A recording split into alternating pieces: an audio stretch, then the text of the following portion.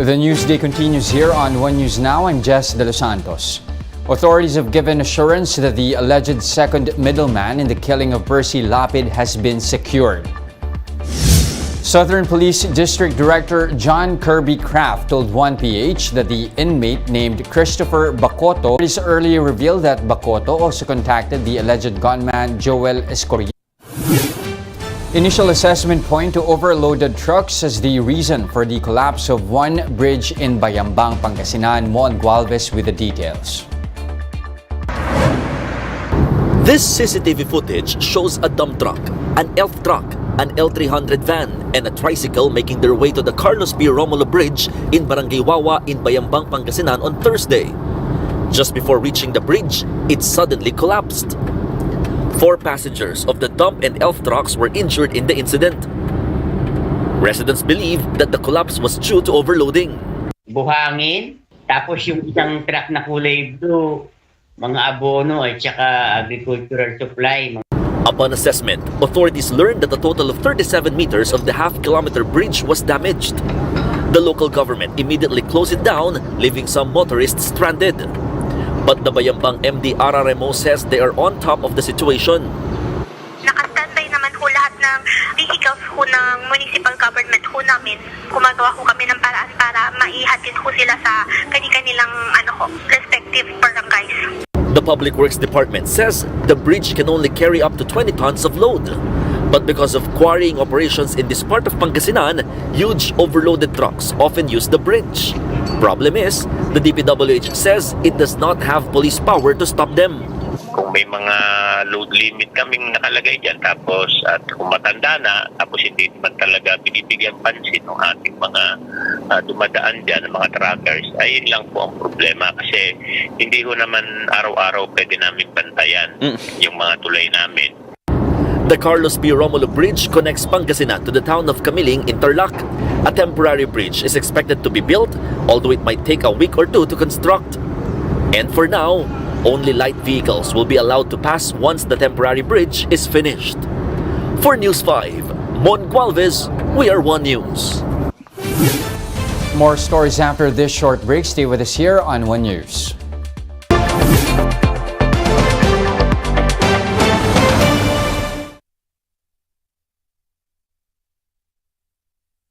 Kuya lalaki.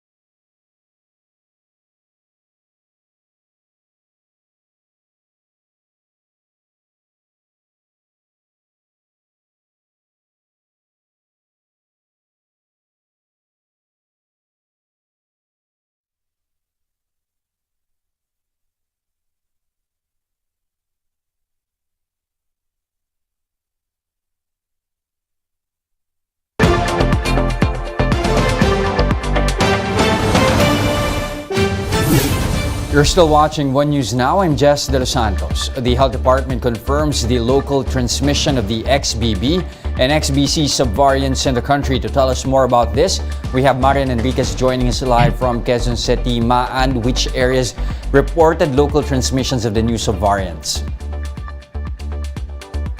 Yes, Jess. According to DOH Epidemiology Bureau Director Alethea de Guzman, they have seen local transmissions of XBB subvariant in Region 6 or the Western Visayas and Regions 11 and 12 or the Davao and Soc-Surgeon regions for the XBC subvariant. Jess? Okay, so 3 regions with local transmission of both subvariants here. Did that in any way translate to more severe and critical cases in those regions?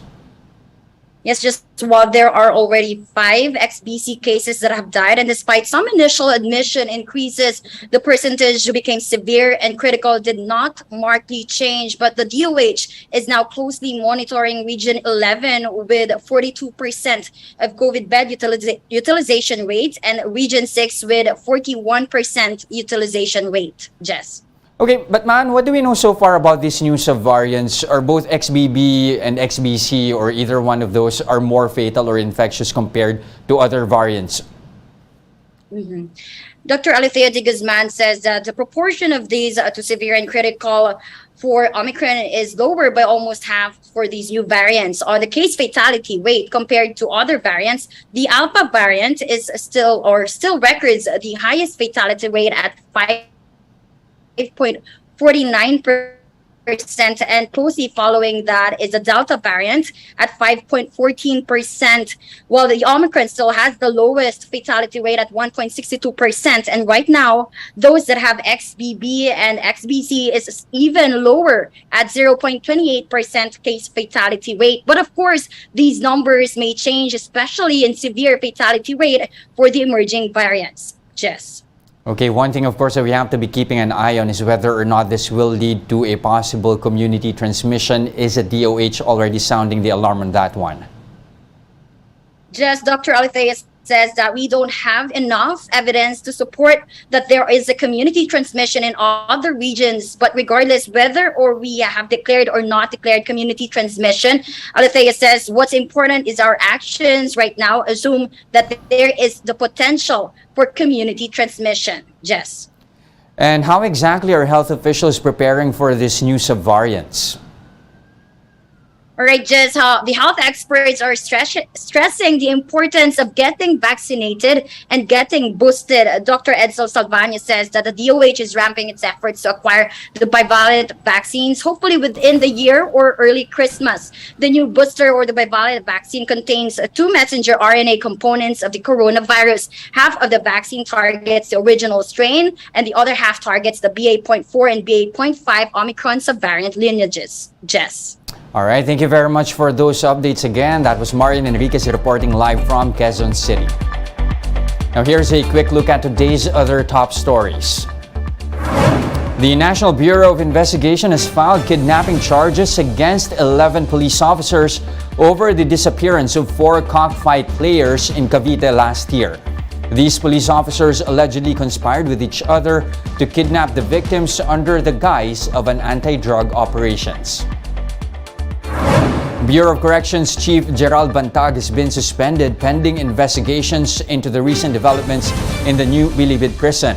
This comes after the death of a Bilibid inmate believed to be one of the middlemen in Percy Lapid's ambush. Former Armed Forces Chief of Staff Gregorio Catapang Jr. has been designated as officer in charge of the Bucor.